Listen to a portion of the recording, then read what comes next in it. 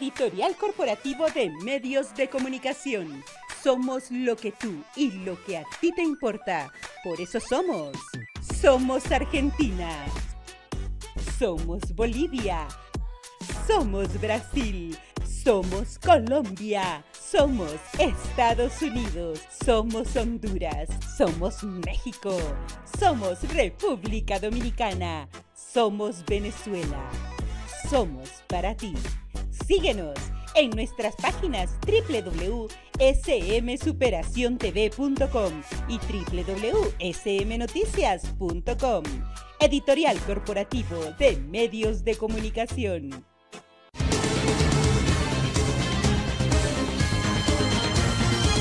Editorial Corporativo de Medios de Comunicación presenta.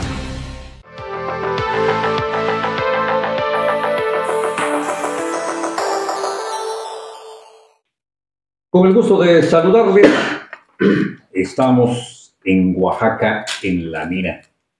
Y mira, pues ya se está yendo el 2023. Yo voy a comentarles, ya se está yendo diciembre, ¿no? Pues ya se está yendo el 2023. Y aquí estamos en Oaxaca, en La Mira, indiscutiblemente que ustedes ya la están viendo en cámara. Ahorita se la presentaremos oficialmente, pero como todos los lunes, estamos con usted acá en Oaxaca, en La Mira. Y con el gusto de saludar a mi querido amigo y hermano Raúl Castellanos de regeneracionpluralidad.com.mx. Hermano. Gracias, Cornelio, Alfredo, maestra, mi respeto. Muchas gracias. Y de la misma forma, saludo como todos los lunes a mi querido amigo, hermano, maestro de periodismo Alfredo Martínez de Aguilar de mujeres.com, benditas mujeres. Así sea, por siempre. Y bueno, ya como les decía, pues ya se va 2023, que le vaya muy bien, viene el 2024 y vienen cosas muy interesantes.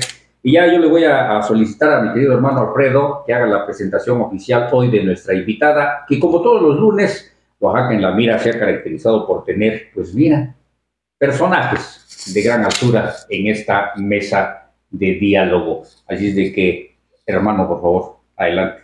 Muchas gracias, con el gusto de siempre.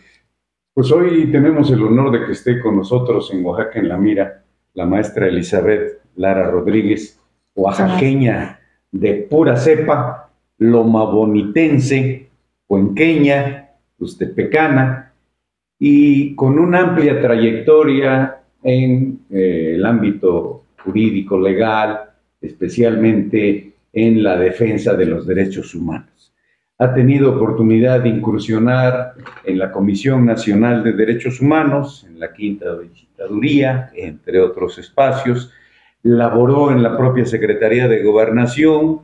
En fin, realmente es un lujo tenerla esta tarde, maestra. Buenas tardes, bienvenida. Muy agradecidos con su presencia en estas tres plataformas en un ejercicio ciudadano democrático interesante en Oaxaca. Y bueno, pues hoy la defensa y la exigencia de respeto a los derechos humanos, como todo en la vida, tiene un anverso y reverso. Lamentable y dolorosamente, muchas veces son las propias autoridades en sus tres órdenes de gobierno los responsables de estas violaciones o probables responsables de las mismas. Y bueno, pues órganos autónomos constitucionales como las defensorías o la propia Comisión Nacional, las encargadas de exigir su respeto. Háblenos, por favor, de esa trascendencia. Claro que sí, con mucho gusto. Primero agradecerles este espacio. Gracias, don Alfredo, gracias, don Raúl, y gracias, don Cornelio, por este momento. Creo que es muy importante y principalmente tener este acercamiento con todos ustedes. Es muy importante porque hablar de derechos humanos pues es hablar obviamente de un tema que no podemos soslayar en ningún momento. Los derechos humanos están en todos lados, todo tiene un enfoque de derechos humanos. Sin embargo, obviamente se ventilan muchos temas en diferentes instancias, diferentes escenarios. Sin embargo, el tema de los derechos humanos hoy por hoy, pues la Defensoría, a partir de que una servidora llega a la Defensoría de los Derechos Humanos del pueblo de Oaxaca, el 29 de marzo, que el Congreso me honró con ese nombramiento, porque es una honra, es honrarte, es trabajar por el pueblo de Oaxaca. Trabajar por el pueblo de Oaxaca obviamente es una honra para mí. Entonces, ayudar a las víctimas, ayudar a quienes más necesitan, pues por supuesto es un encargo y un cargo de mucha valía. Así es que estamos en esa ruta trabajando, haciendo obviamente sinergia también, por qué no decirlo, con la sociedad civil también, que es muy importante, y con las instituciones del Estado. Si bien es cierto, la Defensoría es quien levanta la voz por alguna violación a derechos humanos, también es cierto que no podemos estar desvinculados de sociedad civil ni de las instituciones de gobierno. Hay mucho que hacer por Oaxaca y tenemos que caminar sobre estas 3 vías. Juntos tenemos que salir. Sin duda, el tema de los derechos humanos es en estos momentos en cualquier sociedad fundamental. Eso creo que es una gran responsabilidad para usted y nos congratulamos de que usted esté aquí presente, de tener la oportunidad de dialogar con usted. Yo quisiera, ya lo comentó Alfredo en términos generales, pero sí para que sobre todo los oaxaqueños y las oaxaqueñas puedan tener un mayor conocimiento de con quién estamos platicando, con quién estamos conversando. Me gustaría un poco que nos hiciera una breve crónica de su trayectoria en la defensa de los derechos humanos y luego pasemos a temas específicos que están en el debate público, si le parece bien. Me parece perfecto. Bueno, primero decirle a los oaxaqueños quién es Elizabeth Lara. Elizabeth Lara es originaria, como ya lo dijo aquí don Alfredo, de Loma Bonita, Oaxaca. Soy hija de un campesino y de una mujer que ha sido ama de casa. Soy la tercera de 10 hermanos. De Hermosa 10. Familia numerosa. Claro, o sea, gracias que soy de las más grandes de hermanos, pero también con mucha responsabilidad. Entonces, cuando uno es la tercera de una familia tan numerosa, pues obviamente se vive con muchas carencias, con muchas limitaciones. Pero gracias a Dios que hemos podido salir adelante. Entonces, somos de la cultura del trabajo, del esfuerzo, y que obviamente eso te permite ver los escenarios de una manera muy diferente. Entonces, es producto del esfuerzo del que estamos aquí. Gracias a Dios por dar la oportunidad de que estamos en este momento y tener acercamiento con ustedes. Pero también, obviamente, mi vida, los últimos 20 años, mi vida lo he dedicado a la defensa de los derechos humanos, porque la defensa de los derechos humanos no se puede ver ni advertir sin que tengas el amor al prójimo, por ejemplo. No tienes que ponerte en el lugar de esa persona para poderlo defender. Hoy por hoy necesitamos una defensoría de los derechos humanos bastante sensible y auténticos defensores de derechos humanos. Así es que creo que esa es la parte que a mí me ha llamado muchísimo, defender al prójimo, defender al desvalido, defender a las víctimas. Y bueno, mi paso por la CNDH, estuve aproximadamente 15 años en la CNDH, empecé de visitadora adjunta, luego estuve de coordinadora de la oficina regional en Oaxaca, que bueno, por ser dependiente de la Quinta Visitaduría, esta oficina se instala en el Istmo de Tehuantepec. Ahí estuve en Ixtepec, Oaxaca, porque ahí se instala nuestra oficina estatal prácticamente. La Quinta Visitaduría conoce de 3 temas: el agravio a periodistas y defensores civiles, el tema contra la trata de personas y el tema de atención a migrantes. Entonces, estratégicamente esta oficina, por ser Oaxaca, ruta natural de migrantes, como lo es el Istmo de Tehuantepec, se ubica en Ixtepec. Bueno, entonces estuve hasta 2019, 2011, 2019. Y posteriormente fui encargada del despacho de la Quinta Visitaduría de la CNDH, claro, con la señora a nivel nacional, con la señora Piedra. Y bueno, yo renuncio en 2021 y desde ahí empiezo a trabajar con sociedad civil, y a partir de este año, bueno, el Congreso nos honra con ese nombramiento. Excelente, ¿no? Pues toda una trayectoria en el tema. Plantea usted tres temas: migrantes, periodistas y sociedad en general.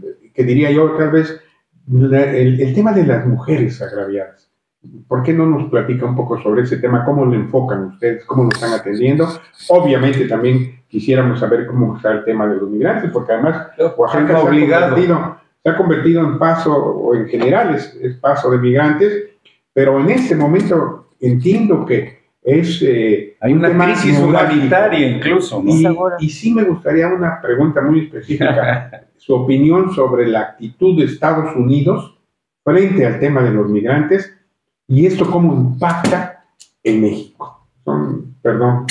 No, está perfecto.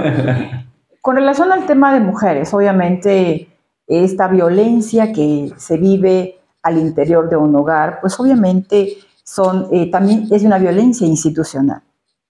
El acoso sexual, el acoso laboral en las instituciones, en los centros educativos. Hoy por hoy es un tema que obviamente, desafortunadamente, es un tema mundial, la agresión contra las mujeres. Entonces aquí desde la Defensoría estamos haciendo acciones, obviamente, a efecto de poder llamar al respeto, a la dignidad, a la integridad de todas las mujeres. También el enfoque de género con el que deben de impartir justicia, el enfoque de género también con el que deben de actuar los servidores públicos. Me parece que hoy por hoy el tema de las mujeres solamente no es una competencia con los varones, sino es malentendido. Es obviamente tratarlas en igualdad de circunstancias, que lo mismo que gane un varón, gane una mujer, porque muchas veces por su condición de mujer, los sueldos son menores para una mujer. Sí. Entonces, las mujeres sufren todos los avatares de la vida y obviamente también sufren la doble jornada, porque aparte de que una mujer trabaja en una institución, llega a su casa todavía a atender los hijos, la casa, el esposo. Yo creo que aquí es importante que todos los señores y todos los varones y todas las instituciones puedan dar ese amor y ese respeto al trabajo que hacen las mujeres. Así es que esa violencia de género, pues obviamente empieza en los hogares. Qué importante es saber que tengamos hombres que obviamente valoren a las mujeres en todo lo que llevan, en todo lo que hacen, y obviamente ese respeto se transmite también a nivel sociedad. Entonces creo que tenemos un trabajo bien importante de poder atender a todas las mujeres como se merecen, y también el llamado a las instituciones a darles un trato digno y obviamente en los centros educativos a no acosar a las mujeres, porque tenemos quejas obviamente donde en los centros educativos se ha acosado sexualmente, se ha hostigado también a las alumnas. Así es que hay mucho que hacer y muchas acciones. La capacitación es un área que también nosotros estamos tratando de atender en todas las escuelas. Incluso hay un tema importante que es la violencia sexual infantil, porque creo que cuando no se atiende la niñez, pues obviamente son personas que el día de mañana crecen con esta actitud, crecen con esta violencia, crecen con esta mala estigma, por decirlo así. Entonces creo que hay que atender también desde la niñez, obviamente hasta las mujeres que hoy por hoy son violentadas. Porque de lo contrario van a replicar los esquemas de violencia. Así es, cuando hay una niña que obviamente fue violentada y crece y pareciera que obviamente no es una persona sana, y cuando esto sucede, cuando se es adulto, pues se sigue con ese mismo patrón de conducta. A mi mamá la violentaron, a mí también me deben de violentar. Entonces, esto nace en el seno familiar y por eso qué importante es tener familias sanas. Claro. ¿Y el tema migrante? Ok, el tema migrante. Perdón, lo que usted acaba de decir es la Biblia, ¿eh? No, eso es indiscutible. Indiscutiblemente que la actuación es lo correcto. Hay algo, planteé yo antes de pasar a los migrantes. La situación en Oaxaca, concretamente, ¿cuál es? Bueno, pues obviamente Oaxaca en el tema de violencia sexual infantil ocupa el 4º lugar a nivel nacional. Gravísimo. 4º lugar. Y el 80%, según las estadísticas, nos hablan que esta violencia sexual infantil se debe y se da en el contexto muy cercano de las familias.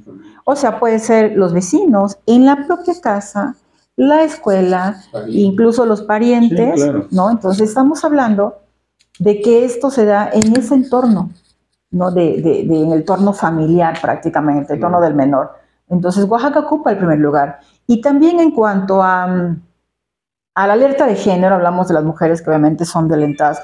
Pues Oaxaca tiene una alerta de género en 40 municipios del estado de Oaxaca. Y se están haciendo acciones, obviamente, en favor de las mujeres y evitar esta violencia en los hogares. Así es que creo que cada institución, y nosotros en un acto también de responsabilidad, pues hacemos nuestras acciones, cursos de capacitación del respeto a los derechos de las mujeres, que es muy importante. Entonces, creo que cada institución tiene que hacer lo propio desde su trinchera, desde sus funciones y atribuciones, hacer lo propio. Así es que estamos en esa ruta, don ¿La Raúl. respuesta del Estado la considera usted adecuada? Mire, ha habido esfuerzos. Hay que reconocer que hay esfuerzos, obviamente, para atender este tema, ha habido esfuerzos, pero muchas veces estos se invisibilizan porque obviamente el tema es más grande de lo que uno se imagina. En este caso, por ejemplo, la Defensoría ha emitido o ha lanzado una campaña que se llama Créeme si te digo, que es en el caso de las niñas, y nosotros, como en el tema de mujeres, estamos dando un seguimiento puntual con las demás instituciones, que obviamente en ese tema que son problemas de las mujeres o contra las mujeres ancestrales, pues obviamente no podemos decir, esto se termina ya. Estructurales, ¿no? Entonces, son temas estructurales, son temas patriarcales, que obviamente no es fácil, pero sin duda cada quien tiene que hacer sus esfuerzos.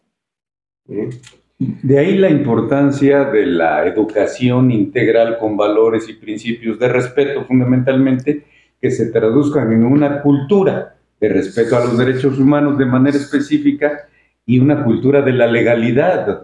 Eso es lo más complejo, sí, creo, de instrumentar, sí. Porque en el caso, por ejemplo, así lo asumo yo, lo entiendo, corríjame si estoy mal, la Comisión de Derechos Humanos tiene una acción, pero no puede ser en un momento determinado actora para dictar una sentencia, por ejemplo, sino en todo caso ustedes hacen recomendaciones, coadyuvantes, hacen denuncias, hacen investigaciones, apoyan. La capacitación es fundamental, pero no tienen esa posibilidad. Entonces yo creo que ahí se deben a veces topar con ciertas reticencias, estilos machistas, por decirlo entre comillas, de actores políticos, judiciales. Sucede, ¿verdad? Seguro que sí sucede. La cultura de la legalidad es muy importante. Sí. Si hay mujeres que no denuncian, pues solamente hay una impunidad total. Claro. Que además la mujer, en general, el otro día estaba yo viendo un reportaje donde precisamente se trataba de una persona, de una dama, de una mujer que había sido violentada y que se atreve a hacer la denuncia y motiva su caso a muchas otras mujeres a buscarla para precisamente decirle cómo lo hiciste, cómo te atreviste, porque hay lo decían ahí, hay ese temor de que luego no les hacen caso, no le creen, y me acuerdo que me quedó muy grabada una imagen donde una de las personas dice, es que cuando yo quise denunciar me dijeron, pero si hablabas de fácil. Sí, una descalificación peyorativa, ¿no? Entonces, ese es un tema complejo. Seguro, pero aparte es un tema donde usted se da cuenta, no hay servidores públicos sensibles para poder atender este tema tan sensible, válgase. Entonces, la cultura de la legalidad es bien importante, presentar la denuncia. Pero yo también digo que la cultura de la queja es bien importante y precisamente para estos servidores públicos que no son sensibles, que cuestionan, que prejuzgan, para eso es la queja, válgase quejarse de los servidores públicos y para eso estamos nosotros como organismo protector de derechos humanos, para que se quejen contra los servidores públicos donde no trabajan, donde cuestionan, donde prejuzgan, pero donde hay dilación también en la integración de una carpeta de investigación.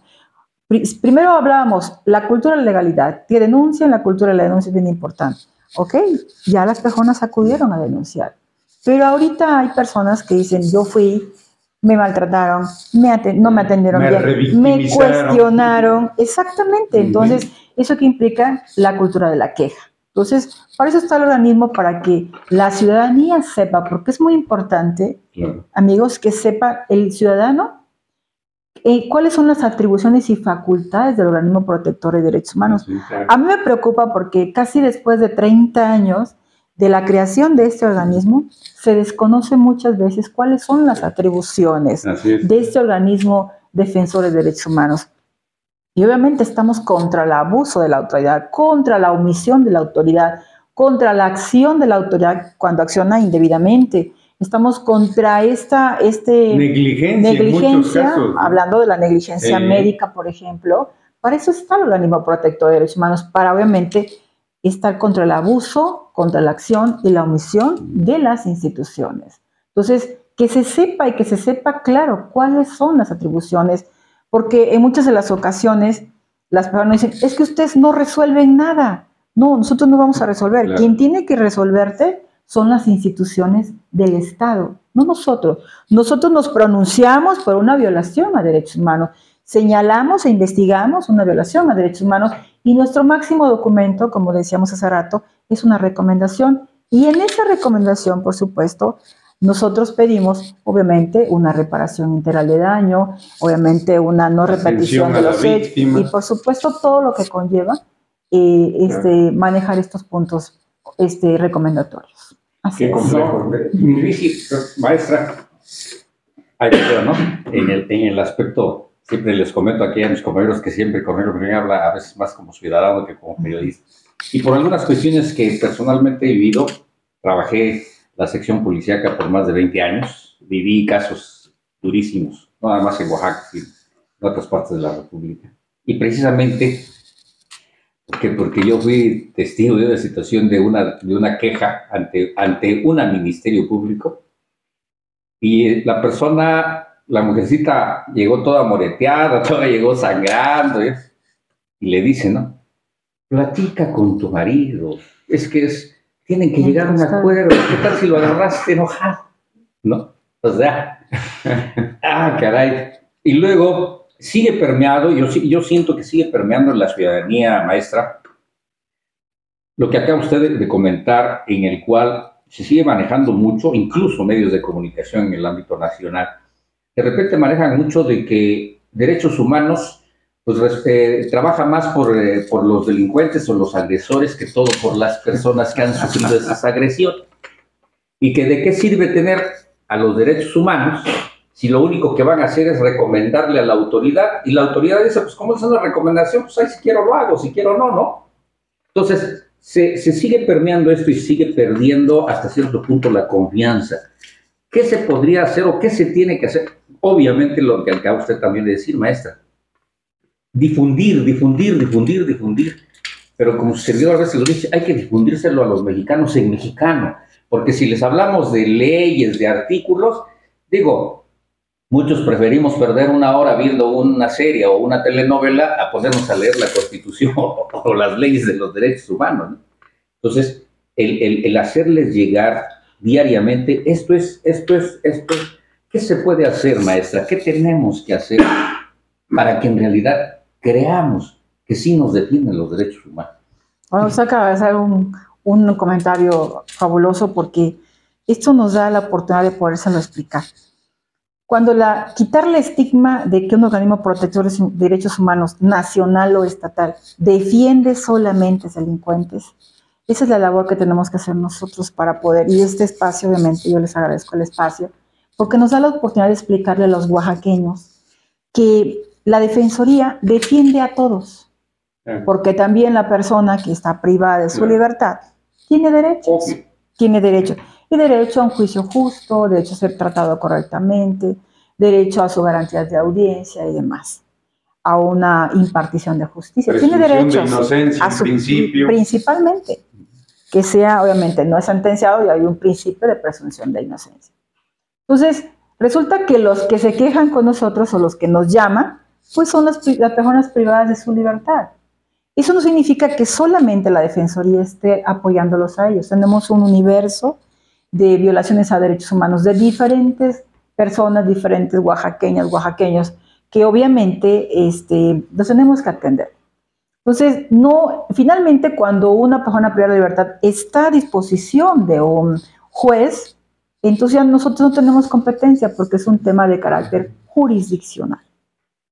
Ahora bien, la atención es para todos, y obviamente las puertas de la Defensoría están abiertas para todos, sin distingo de religión, de credo, obviamente de raza, de condición incluso migratoria, están abiertas para todos. ¿Y cómo nosotros actuamos? Bueno, pues trabajamos con base en una queja o con base en una apertura de oficio que se haga. Después de eso, investigamos violaciones a derechos humanos y nos pronunciamos en una recomendación. Y muchos pueden pensar que la recomendación va para el cajón de un servidor público, de un escritorio, y hasta ahí llega. Oaxaca es uno de los estados, yo diría uno de los 5 o 6 estados, que tienen un juicio para la protección de los derechos humanos, y la gran mayoría de los oaxaqueños desconoce esta parte. Así es. El juicio para la protección de los derechos humanos interviene cuando o surte efectos, cuando una recomendación no es cumplida por una autoridad, no es cumplida por una institución. Entonces, cuando hay una displicencia, porque lo que más lastima es cuando los derechos humanos son una llamada a misa, que eso no lo podemos permitir. O sea, cuando un servidor público dice, me llegó una recomendación y es la oportunidad para hacer mejor las cosas, para deponer la actitud de ciertos servidores públicos y acata una recomendación. Tenemos a la fecha de que una ciudad tomó cargo 11 recomendaciones emitidas por la Defensoría en este año que llevamos. Entonces, cuando no se acata y hay una cierta displicencia hacia los derechos humanos, entonces tenemos el juicio para la protección de los derechos humanos que se remite al Tribunal Superior de Justicia, esta recomendación no acatada, y la Sala Constitucional es quien precisamente emite una sentencia con base en nuestra recomendación. Eso es interesantísimo, maestra. No, sumamente importante. Yo, Diego, me tomo el atrevimiento de decir que prácticamente el 90% de la ciudadanía no lo conoce. Sí. ¿No? Porque por eso es que sigue uno diciendo, bueno, ¿y para qué me voy a quejar de derechos humanos si de todos modos le van a recomendar al presidente municipal o al funcionario o al empresario? Le van a recomendar y es como si te recomiendo que te portes bien, ¿eh? Pues mucho gusto, ¿no? Es una recomendación. Esto es interesantísimo, maestra, y es más interesante que nosotros como medio de comunicación, aquí estas 3 plataformas, que tenemos la oportunidad de darlo a conocer. Pero también es muy interesante, maestra, que directamente me tomo el atrevimiento de decirle que sería Derechos Humanos quien esté emitiendo eso hacia los medios, ¿no? Hacia la ciudadanía, decirle, mira, no te preocupes, si no cumplen la recomendación, hay esto.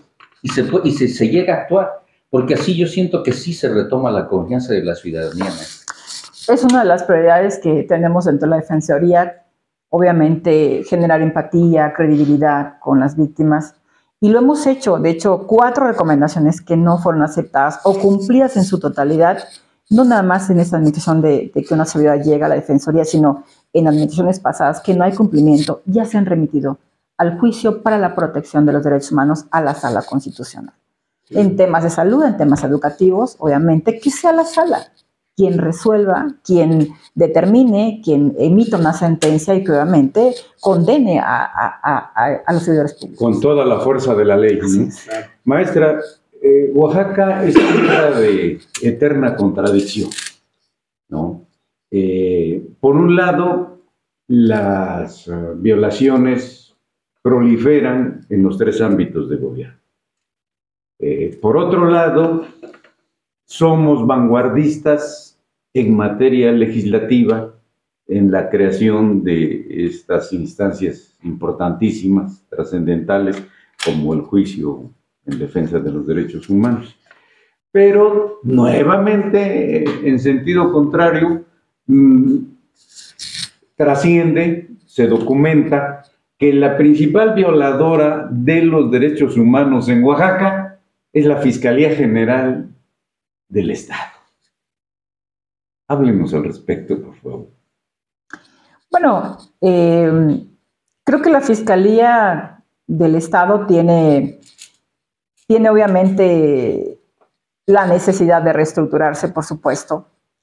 De las 11 recomendaciones que hablamos hace un momento, 5 recomendaciones han sido para la Fiscalía, las cuales han sido aceptadas por Fiscalía, porque a mí me parece que el servidor público o la Fiscalía tiene la oportunidad, es una oportunidad importante de poder enmendar la plana, obviamente, a las víctimas. Es una oportunidad y me parece que es una posición inteligente aceptar las recomendaciones, porque no es otra cosa más que decirle, oye, tu servidor público está actuando indebidamente. Aquí no se ha integrado correctamente una carpeta de investigación. Aquí no hay diligencias y tiene obviamente un desfase, ¿no?, en la integración de la carpeta. Pues creo que es la oportunidad de poder ayudar a muchas víctimas, y a mí me parece que la Fiscalía durante muchos años, ha sido una institución que le ha quedado de ver a las víctimas. Le ha quedado de ver, y no hablo de ahorita, hablo de años anteriores. Ha sido como creo que la institución que obviamente tendrá que obviamente siempre estar a la vanguardia, con servidores públicos sensibles, enfocarse en la impartición de justicia. Y actualizados en la defensa de los derechos humanos, porque hoy hablamos de derechos humanos de cuarta generación, ya no solo de la libertad, la legalidad como primera generación. Así es, hay mucho que hacer dentro de la Fiscalía, obviamente, y creo que tendrá que verse en los próximos meses esta nueva forma de reorientación. Así es, redirigir tal vez la Fiscalía, porque durante muchos años se le ha quedado de ver a las víctimas. Seguro que sí. Con eso está dicho todo. Migrantes, maestra. Bueno, el tema de migrantes, usted me preguntaba hace un momento, ¿qué pienso de la política de Estados Unidos, la política migratoria? Bueno, pues en el tema de la política migratoria de México, no depende de México, depende de la política migratoria de Estados Unidos. Entonces, depende de Estados Unidos. Si Estados Unidos ahorita lo que estamos viviendo en este contexto de movilidad, pues obviamente sin precedente alguno en Oaxaca, porque Oaxaca no habíamos visto esta oleada de migrantes, pero sí en el Istmo. El Istmo había sido un paso natural, ahí transita la bestia, bueno, antes bestia porque ahora ya no los dejan subir al tren a partir de 2014, cuando el Plan Frontera Sur. No los dejan subirse al tren, y eso implica que obviamente han buscado otras rutas. Así es que la ruta ahorita ha sido venirse a la capital, caminando, y por eso hemos visto una oleada de migrantes gigante aquí en Oaxaca, y pienso que para la gente de Oaxaca capital pues ha sido algo novedoso. Sin embargo, bueno, pues es la oportunidad de poder apoyar, de poder ayudar, porque ellos van de paso. A ellos no les interesa quedarse en México, no les interesa, México no les representa una opción a ellos, y obviamente ellos salen de su país con un chip en su cabeza que es llegar a Estados Unidos y obviamente experimentar el sueño americano. Y hay porcentajes donde hablan de que el 30%, uno de ellos es la OIM, de que el 30% de los migrantes les interesa considerar a México como un país de destino. Yo difiero, y lo he dicho en todos los escenarios, difiero de que México les represente a ellos a ese 30%. No es atractivo. No es atractivo porque ellos quieren, obviamente, ganar en dólares, no en peso, ¿no? Entonces, a ellos les interesa cruzar México y a lo mejor no quedarse en el sur, quedarse en el norte. Pero en el norte, obviamente, en el primer momento, ellos cruzar para Estados Unidos. Así es que yo creo que un 10% de esa población migrante sí le interesa quedarse en México y ver a México como un país de destino. Así es que la política migratoria no depende de México, sino de las acciones y de las benevolencias, por decirlo así, que tenga Estados Unidos con la migración. Y lo hemos visto ahorita en 4 nacionalidades que prácticamente tienen puertas abiertas en Estados Unidos, como es Venezuela, Nicaragua, Haití y Cuba. Son 4 nacionalidades que pueden entrar sin problema a Estados Unidos, y que obviamente México emite una política de no retorno, para esas nacionalidades, y por eso las tenemos aquí en México, en Oaxaca. Entonces, desde el norte, desde la frontera sur con Tapachula, obviamente, y luego aquí que colindamos con el estado de Tapachula, de Chiapas. Entonces, creo que esa es la parte donde los estados, si no hay una política de retorno, los estados donde van transitando tienen que hacerse cargo desde un punto de vista humanitario, desde un punto de vista con un enfoque de derechos humanos a todos los migrantes. Mientras estén en territorio oaxaqueño, en territorio chiapaneco, en territorio veracruzano, los estados, los municipios, tienen que hacerse cargo de esta ayuda humanitaria, de apoyarlos a ellos. Eso lo hace la sociedad civil organizada, Así. que ellos, los albergues, pero ellos hacen labor de Estado. No les corresponde al Estado. No son Estado, pero hacen labor de Estado. Entonces, hemos visto ahorita aquí en Oaxaca que el flujo ha bajado un poco aquí, en la capital, porque ahorita han utilizado la otra ruta, que es la ruta de Veracruz. Entonces, del Istmo de Tehuantepec, que obviamente en Cuchitán hay un albergue ahí de un centro de movilidad que instaló el Estado. Ya muchos se han ido por la ruta Veracruz y por eso ya no han subido acá hasta Oaxaca, pero es la oportunidad de ayudar a todos, ser empáticos con los migrantes. Maestra, lamentablemente en política, en la vida en general, y particularmente en política, no hay casualidades, sino causalidades.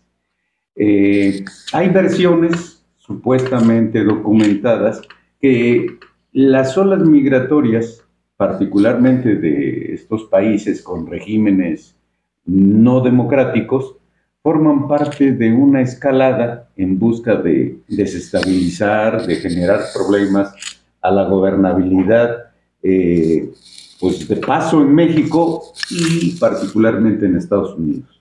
¿Qué opinión le merece este tipo de comentarios?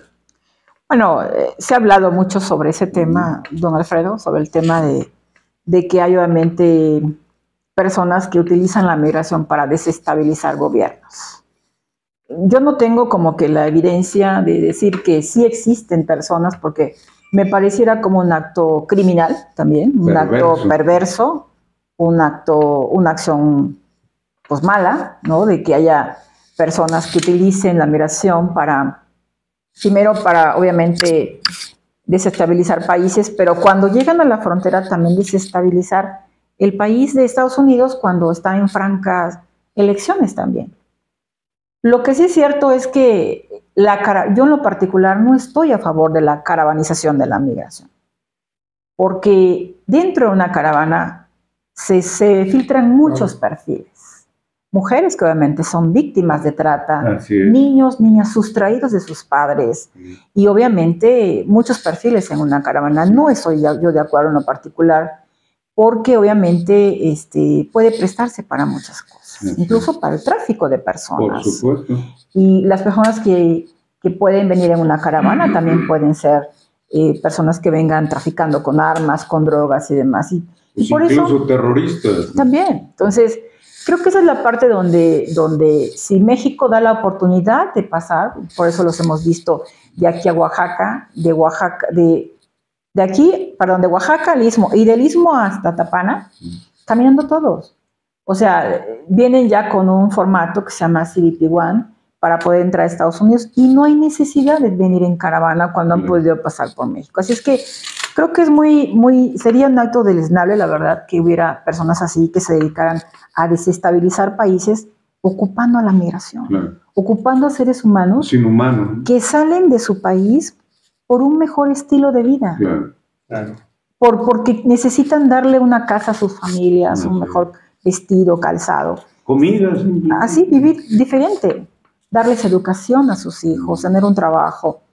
Pero para poder entender la migración hay que entender por qué migra la gente. Eso es bien importante. ¿Por qué migran? Las causas. Y cuando no entendemos por qué migra la gente, pues obviamente lo que pasa es que pues, la ciudadanía se molesta, genera xenofobia, aporofobia y demás. Entonces creo que esa es la parte donde tenemos que entender como oaxaqueños, como mexicanos principalmente, por qué migran las personas.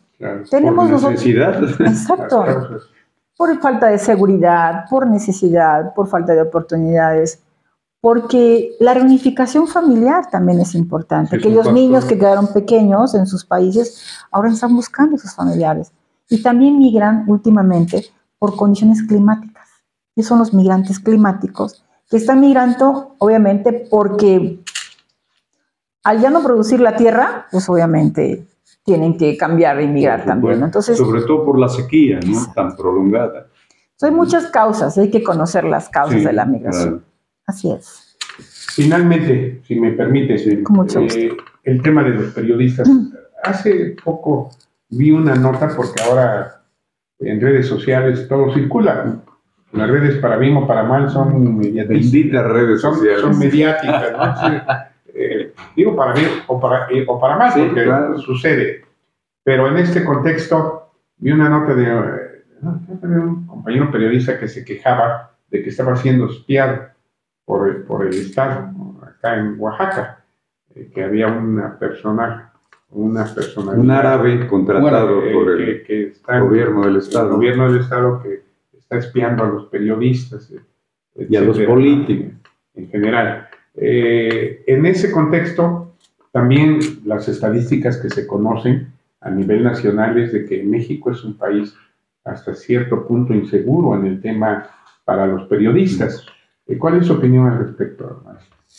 Bueno, en el tema del periodismo solamente tiene que haber una garantía por parte del Estado para poder ejercer la libertad de expresión. Entonces, los gobiernos están llamados a dar esas garantías a todos los periodistas en el ejercicio de su profesión.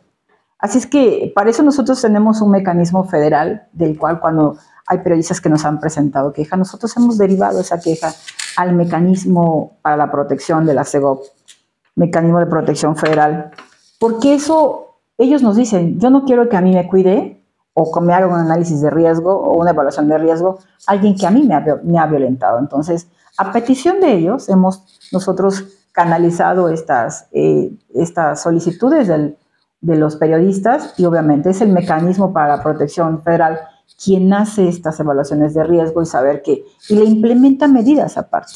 Nosotros lo que orientamos es que presenten su denuncia y también la Fiscalía está obligado a darle estas medidas de protección a todos los periodistas. En este sentido que usted me platica, no tenemos queja al respecto de este periodista que se duele de algún espionaje.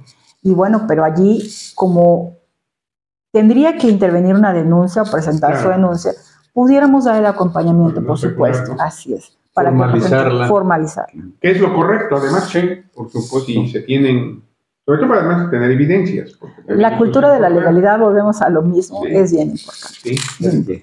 No, hombre, interesante, qué bárbaro. Son temazos indiscutibles, ¿no? Y pues bueno, como su servidor lo comenta siempre, nuestro peor enemigo en el ámbito digital, y no solamente en el digital, sino en el ámbito de la comunicación, es el tiempo. Y aquí nos sigue matando el tiempo y pues tenemos que concluir, maestra. Y me tomo el atrevimiento de cerrar con esta pregunta o comentario, como se quiera tomar, para la ciudadanía. Oaxaca, 570 municipios y de ello la mayoría de municipios en cuestiones de usos y costumbres. Y en cuestiones de usos y costumbres es casi normativo ya la violación a los derechos humanos en muchas de las cuestiones, ¿no? De los usos y costumbres. Empezando porque sigue habiendo la venta de niñas, también sigue habiendo la venta de niños y sigue habiendo el clásico de que te casas con él porque te tienes que casar, si no, ¿cómo van? Y sigue habiendo el asunto de que llegan igual, todas golpeadas y resulta que pues tienes que aguantar porque pues, es tu marido. ¿Qué puede hacer derechos humanos en este Oaxaca de usos y costumbres ante la violación constante de los derechos humanos? Wow, es todo un reto. Es todo un reto para la Defensoría de los Derechos Humanos atender todo ese tipo de situaciones, de contextos, de quejas. Y lo digo como reto porque nosotros tenemos que ver estos temas con un enfoque de derechos humanos. Y la mayoría, obviamente, y de las asambleas de esta libre determinación que ellos hacen, pues obviamente lo hacen con un enfoque pues desde su perspectiva indígena, por decirlo así. Su cosmovisión. Exactamente, de su contexto. Entonces nosotros tenemos que verlo con un enfoque de derechos humanos y sin duda es todo un reto. Y a mí me parece que tenemos nosotros que hacer mucha incidencia porque el derecho positivo no puede estar obviamente aislado del derecho consuetudinario. Entonces tenemos nosotros que hacer mucho trabajo. Estamos trabajando en un proyecto importante para poder nosotros incidir también y decirle a las asambleas que también hay manera, pedirles que diriman también sus controversias, que hay otra forma de poder dirimir sus controversias al interior de las asambleas. Las asambleas solamente son autónomas. Hay autonomía en las asambleas. Pero las asambleas no es un ente hegemónico. No es hegemónico. O sea, hay autonomía, sí, en la asamblea de decisión, la libre determinación de los pueblos. Es importante, pero hay una constitución federal de la República que obviamente no puede estar por encima de la Constitución. No hay extraterritorialidad, no puede haber un estado dentro de otro estado. Efectivamente, no puede, no se puede. Entonces, estamos tratando de generar ciertos proyectos también para que el próximo año pudiéramos estar muy de cerca de los pueblos y también decirles que hay derechos humanos, o sea, pueden dirimirlo. Cuando las personas son desplazadas, decimos, bueno, y vienen con nosotros, dices, creo que el límite son los derechos humanos. Claro. Difícil, ¿no? Es todo un reto, pero tenemos que hacer la incidencia necesaria desde la defensa. Afortunadamente, es usted mujer, con mayor sensibilidad, con una formación humanística y humanitaria muy amplia, y eso pues es garantía de que se vele por el respeto de los derechos humanos de las y los oaxaqueños. Solamente una pregunta. Si alguien quiere en algún momento acudir con ustedes, ¿a dónde lo haría? Algunos datos, la oficina, teléfono, claro. Si nos los puede proporcionar. En redes sociales. Redes sociales. Internet, hay quejas electrónicas. También vía electrónica, tenemos un celular de guardia también, las 24 horas del día, los 365 días del año, el teléfono de guardia. Y bueno, nuestro domicilio está en la calle de Derechos Humanos 210, atrás precisamente del estadio de béisbol. Ahí están las oficinas del edificio central. Ese es el área que maneja la parte sustantiva. Sí. Sustantiva, expedientes. Ahí puede acudir. Ahí puede acudir, tenemos un área de quejas con personal profesionalizado también, profesional más bien, que obviamente puede recepcionarle su queja. Y en el otro edificio de Arteaga, 404, tenemos la parte preventiva, que hablamos de la capacitación, de los convenios de colaboración y de todo lo que tenga que ver con la parte preventiva de los derechos humanos. Así es que hay dos edificios. Aunque el primero creo que es fundamental. El idóneo. Para que nos entiendan, bueno, para algunos de los oaxaqueños, junto al estadio Venustiano Carranza. ¿No? Ahí estaba pegado al perdón, porque ahí vamos a jugar nosotros de fútbol de estudiantes. Es la reverencia, perdón. ¿No? Adelante, Cornelio. Pues, maestra, verdaderamente interesante. Aquí está esta mesa para cuando usted considere que debemos a conocer mucho más, porque vuelvo a insistir, en este tipo de temas a la ciudadanía hay que, como a veces decimos, ¿no? Coloquialmente, tenemos que ser como cuchillitos de palo. Dice y dice y dice, para que entiendas, pues, ¿no? De que sí funcionan los derechos humanos. Pues aquí está el espacio, maestra, agradeciéndole su presencia, ¿sí? Y pues aquí difundiendo estas 3 plataformas. Y como todos los lunes, hoy sí, su servidor les quiere comentar, todos los lunes nos ven a las 6 de la tarde, hoy nos van a ver prácticamente 1 hora y media después, porque nuestros amigos de la CFE están haciendo algunos composturas en el área donde tenemos que trabajar la cuestión de la transmisión, y por eso nos están viendo prácticamente 1 hora y media después.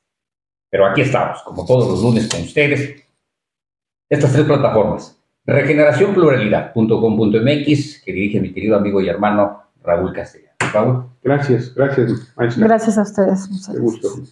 Y de la misma manera, agradeciéndole a mi querido amigo hermano, maestro de periodismo, Alfredo Martínez de Aguilar, de mujeres.com, benditas mujeres, y no sigo aprendiéndome cómo se pronuncia. Shaike. Líderes, mujeres líderes, jefas, patronas. Quien manda, pues, para no discutir. Y aquí estamos, en Editorial Corporativo de Medios de Comunicación, con SMC Noticias México, Radio Superación y Radio Aloapan para todos ustedes. Y recuerde, usted nada más escribe Oaxaca en la Mira en YouTube y ahí estamos. Ahí están los programas también, aparte de que se transmiten por las plataformas de Regeneración Mujeres. Ahí está en el canal de YouTube de Oaxaca en la Mira. Ya casi 70 programas. Ya prácticamente 70 programas. Y ahí seguimos y seguiremos a la misma hora, o como hoy, 1 hora y media después, pero ahí siempre vamos a seguir, ¿eh? Y ahí seguiremos. Como su servidor a veces lo dice, que ha sido mi frase desde hace más de 43 años, decimos las cosas como son, pésele a quien me pese, le duela a quien me duela, le raspe a quien me raspe, y hasta ahí la dejo. Así es de que nos estamos viendo, nos estamos escuchando en el próximo Oaxaca en la Mira, porque mira, como dijera un amigo, Oaxaca sí se mira, en Oaxaca en la Mira. Hasta la próxima. AIR es mundial.